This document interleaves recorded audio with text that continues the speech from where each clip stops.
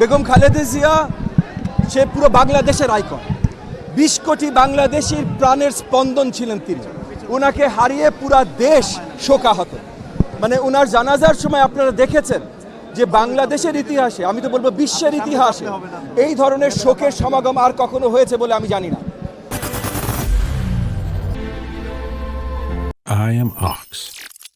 So Begum Khaleda জিয়ার জন্য যে ভালোবাসা এবং শহীদ প্রেসিডেন্ট জিয়াউর রহমানের জন্য যে ভালোবাসা এবং তারা এই দেশকে যেটা দিয়ে গেছেন বাংলাদেশি জাতীয়তাবাদ, যে বাংলাদেশের সাহিত্য শাসনের শক্তি, বাংলাদেশের নিজস্ব শক্তি, এই বাংলাদেশি জাতীয়তাবাদের চেতনায় আজকে আমরা জীবিত, আজকে এই বাংলাদেশ জীবিত। এবং এই বাংলাদেশি জাতীয়তাবাদের বিরুদ্ধে যেই যখন দাঁড়িয়েছে আমরা দেখেছি তারা দেশের বিরুদ্ধে ষড়যন্ত্র করেই দাঁড়িয়েছে।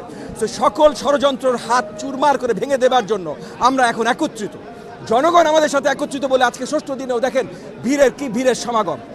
আমরা আগামী নির্বাচনে এই সমাগম মাধ্যমেই সবাইকে দেখাতে চাচ্ছি এবং আগামীতে সবাই জানবে, সবাই দেখবে যে বাংলাদেশের জাতীয়তাবাদ ধানের শীষের জন্য জনগণের কতখানি ভালোবাসা।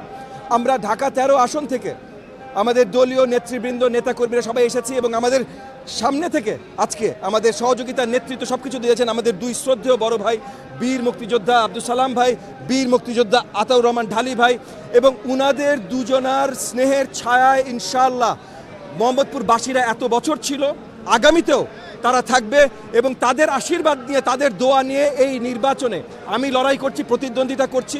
ওনারা আমার সাথে আছেন, ওনারাই আমার শক্তি।